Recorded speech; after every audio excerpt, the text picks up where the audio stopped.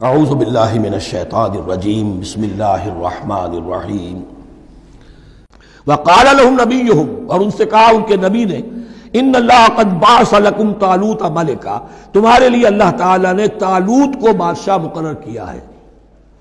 ان کا نام تورات میں آیا ہے سول یا ساؤل، SAUL۔ اب یہ سمجھ میں نہیں آتا، ہو سکتا ہے کہ اصل نام ساؤل ہو، لیکن چونکہ وہ بہت قداور تھے، طول قداور، اس لیے ان کا ایک صفاتی نام ہو طالوت۔ قرآن مجید نے صفاتی نام لیا ہے کہ وہ بہت قداور تھے۔ قالوا انا یکون له الملک علینا، اب انہوں نے کہا کیسے ہو سکتا ہے کہ اسے بادشاہت ملے ہمارے اوپر، ونحن احق بالملک منہ، ہمیں زیادہ حق حاصل ہے اس کے مقابلے میں کہ ہمیں بادشاہی دی جائے۔ ولم یؤت سعۃ من المال، وہ تو مفلس ہے، اسے تو اللہ نے کوئی زیادہ دولت دی نہیں ہے، کیونکہ ان کے معیار تو یہی تھے، جو دولت مند ہے وہی صاحب عزت ہے۔ قال ان اللہ اصطفاہ علیکم، اب نبی نے کہا اب جو چاہو کہو، اللہ نے اس کو چن لیا ہے تم پر، یہ فیصلہ اب ہو چکا، اللہ کا فیصلہ ہے، ڈیوائن ججمنٹ ہے، ڈیوائن ڈیسیژن ہے، کین ناٹ بی ریووکڈ۔ وزادہ بسطۃ فی العلم والجسم، اور اسے کشادگی عطا کی ہے علم اور جسم دونوں چیزوں میں، قداور ہے، طاقتور ہے، اور اسی طریقے سے علم اور فہم دیا ہے۔ تم دولت دیکھتے ہو، اللہ نے چنا ہے ان دو چیزوں کی بنا پر، جسمانی طاقت، جسمانی قوت، اس دور میں ظاہر بات ہے اس کی بہت ضرورت تھی، اور دوسرے یہ کہ اسے علم دیا ہے، فہم دیا ہے، سمجھ دی ہے، دانش دی ہے۔ واللہ یؤتی ملکہ من یشاء، اور اللہ تعالیٰ جس کو چاہتا ہے اپنی بادشاہت دے دیتا ہے۔ واللہ واسع علیم، اللہ بہت سمائی والا ہے، واسع، اس کی وسعت جو ہے وہ عطا ہے، اور علیم، اور سب کچھ واسع علیم، جاننے والا ہے، یعنی وہ جس کو جو کچھ دیتا ہے بربنائے علم دیتا ہے، کون اس کا مستحق ہے۔ وقال لهم نبيهم ان آیۃ ملکہ ان یاتیکم التابوت فیہ سکینۃ من ربکم وبقیۃ مما ترک آل موسیٰ وآل ہارون تحملہ الملائکہ، اور ان سے کہا ان کے نبی نے کہ طالوت کی بادشاہت کی ایک نشانی یہ ہوگی کہ وہ صندوق جو تمہارے سے جاتا رہا چھن چکا ہے، جس میں سکینہ ہے، تمہارے لیے تسکین کا سامان ہے تمہارے رب کی طرف سے، اور بقیت مما ترک آل موسیٰ و آل ہارون، اور کچھ تبرکات ہیں جو آل موسیٰ اور آل ہارون کے اس صندوق میں رکھے ہوئے ہیں، تحملہ الملائکہ، وہ ملائکہ کی تحویل میں ہے۔ اب ان کی بادشاہی کی علامت کے طور پر وہ صندوق تمہارے پاس واپس آ جائے گا۔ اصل میں یہ تابوت سکینہ جو ہے، یہ ان کا ایک بڑا لکڑی کا صندوق ہے، اب بھی ہے، ان کا دعویٰ ہے کہ موجود ہے، اور مسجد اقصیٰ کے نیچے جو سرنگ ہے اس میں موجود ہے۔ بعض ذرائع سے فوٹو لے کر بھی انہوں نے ڈاکومنٹری فلم بھی ابھی دکھا دی ہے کہ موجود ہے۔ نبوکدنضر نے جب گرایا تھا 586 قبل مسیح میں، جو حضرت سلیمان کا بنایا ہوا ہیکل تھا، اس کے تہخانے میں وہ رہتا تھا، اور وہیں پر جو ربائی تھے وہاں موجود تھے، ربانیین، تو جب گرایا گیا ہے اس کو، ہیکل کو، تو اسی میں وہ دب گئے ہیں، لیکن وہ چاروں طرف سے جو بھی تہخانہ تھا بند ہو گیا ہوگا، اور وہاں پر ان کی لاشیں بھی ہیں اور تابوت سکینہ بھی ہے۔ لیکن ہوا یہ تھا کہ جب ان کے پڑوسی ملکوں نے انہیں شکستیں دی تو وہ تابوت سکینہ بھی چھین کر لے گئے۔ اب اس میں گویا کہ ان کے لیے بہت بڑی بات تھی کہ ان کے لیے کم سے کم ایک دل کی روحانی تسکین کا سامان تھا۔ ہمارے پاس حضرت موسیٰ کے تبرکات ہیں، عصائے موسیٰ اس میں ہے، رکھا ہوا ہے، اب بھی ہے۔ اسی طریقے سے اس میں وہ جو جن تختیوں پر تورات لکھی ہوئی دی گئی تھی حضرت موسیٰ کو، وہ موجود ہے، ان کے کہنے کے مطابق اب بھی ہے۔ تو اس طریقے سے ان کے لیے تسکین ہوتی تھی، جیسے کہ مسلمان کو خانہ کعبہ کو دیکھ کر تسکین ہوتی ہے، تو فرمایا اس میں تمہارے لیے سکینت بھی ہے، اور تمہارے آل موسیٰ اور آل ہارون کے تبرکات بھی ہیں۔ تحملہ الملائکہ، اس وقت وہ ملائکہ کی تحویل میں ہوا یہ کہ جہاں وہ تابوت لے گئے ان کے دشمن، وہاں پلیگ آ گئی۔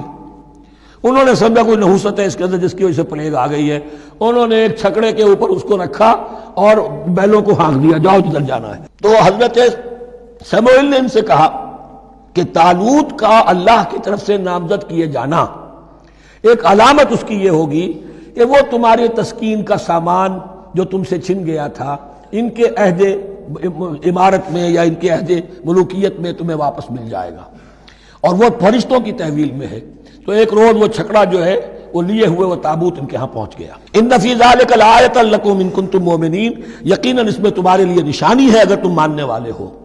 فلما فصل طالوت بالجنود، اب جب حضرت طالوت اپنے لشکروں کو لے کر چلے، ان میں سے جو لوگ تو انکار کر گئے رہ گئے، جو لوگ چلے ساتھ ان کو لے کر چلے. قال ان اللہ مبتلیکم بنہر، انہوں نے فرمایا اپنے لشکر والوں سے اللہ تعالیٰ تمہاری ایک آزمائش کرے گا ایک نہر سے، دریا سے، یہ جو ہے جارڈن ریور جارڈن، اس کو کراس کر کے پھر حملہ کرنا تھا. فمن شرب منہ فلیس منی، جو اس میں سے پیٹ بھر کر پانی پیے گا وہ مجھ میں سے نہیں ہے.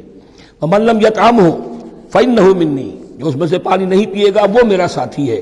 الا من اغترف غرفۃ بیدہ، سوائے اس کے کہ کوئی صرف اپنے چلو سے اور وہ کچھ وہ ایک گھونٹ لے لے. یہ اصل میں ہر کمانڈر کے لیے ضروری ہوتا ہے کہ کسی بھی بڑی جنگ سے پہلے اپنے ساتھیوں کا مورال دیکھے، ڈسپلن کی حالت دیکھے. تو جیسے حضور نے بھی غزوہ بدر سے قبل مشاورت کی تھی کہ مسلمانوں ایک لشکر آ رہا ہے جنوب سے کیل کانٹے سے لیس، اور ایک قافلہ آ رہا ہے شمال سے، اور اللہ نے ان دو میں سے ایک کا وعدہ کیا تمہیں ضرور ملے گا، بتاؤ کدھر چلے. اندازہ ہو گیا کچھ لوگ جو کمزوری دکھا رہے تھے انہوں نے کہا چلیں جی پہلے قافلہ لوٹ لیں، اور جو لوگ تھے باہمت انہوں نے کہا جو حضور آپ کی ارادہ جو آپ کا منشا ہو. تو یہاں بھی انہوں نے اس سے ٹیسٹ کیا ہے کہ آیا وہ میرے حکم کی پابندی کرتے ہیں یا نہیں کرتے. فشربوا منہ، تو ان سب نے بہتوں نے پیا اس میں سے خوب جی بھر کر، الا قلیلا منہم، سوائے ان میں سے بہت کم تعداد میں. فلما جاوزہ هو والذین آمنوا معہ، تو جب گزرے اس دریا کے پار اترے وہ اور وہ لوگ جو ان کے ساتھ ساتھیہ اہل ایمان رہ گئے تھے. یعنی پہلی سکریننگ پہلے ہو چکی تھی جو قتال ہی کے منکر ہو گئے تھے، اور اس کے بعد دوسری ہو گئی ہے کہ جو اس چھلنی میں سے نہیں نکل سکے، وہ پانی پی کر بے سدھ ہو گئے. یہ ایسا ہی ہے جیسے غزوہ احد میں حضور صلی اللہ علیہ وسلم کے ساتھ 1000 آدمی مدینے سے نکلے تھے اور پھر عین وقت پر 300 آدمی ساتھ چھوڑ کر چلے گئے. تو جب انہوں نے دریا پار کر لیا انہوں نے اور ان کے ساتھی اہل ایمان نے، قالوا لا طاقت لنا اليوم بجالوت وجنودہ، تو انہوں نے کہا کہ ہمارے اندر تو واقعتاً طاقت نہیں ہے کہ ہم جالوت کا اور اس کے لشکروں کا مقابلہ کر سکیں. یہ گولیت جس کو کہتے ہیں جالوت، یہ بڑا قوی ہیکل انسان تھا، اور اس کا جو زرہ بختر تھا وہ اتنا پورا جسم ڈھکا ہوا کہ سوائے آنکھ کے سوراخ کے اور کچھ نہیں تھا اس میں، جو نظر ہی نہیں آتا تھا. تو اس نے مبارزت کی اور کوئی بھی مقابلے پر نہیں آ رہا تھا. قال الذين يظنون انهم ملاقو الله كم من فئة قليلة غلبت فئة كثيرة باذن الله، تو کہا ان لوگوں نے جو یقین رکھتے تھے کہ اللہ سے ملاقات کرنی ہے کہ کئی مرتبہ ایسا ہوا ہے، کتنی مرتبہ ایسا ہوا ہے کہ چھوٹی جماعت غالب آ گئی ہے بڑی جماعت پر اللہ کے حکم سے. یعنی آگے بڑھو، ہمت کرو، اپنی جو ہے کم ہمتی کا ثبوت نہ دو، اللہ تعالیٰ کی نصرت سے اللہ کی مدد سے تمہیں فتح حاصل ہو جائے گی. واللہ مع الصابرین، اللہ تو صابروں کے ساتھ ہے. ولما برزوا لجالوت وجنودہ، تو جب وہ سامنے آئے جالوت اور اس کے لشکروں کے، برزا ظاہر ہو جانا، سامنے آمنے سامنے آ جانا. اب ادھر ان کا لشکر ہے طالوت علیہ السلام کا اور ادھر وہ جالوت کا لشکر ہے. قالوا، اب انہوں نے دعا کی، ربنا افرغ علینا صبرا، اے اللہ ہم پر صبر انڈھیل دے.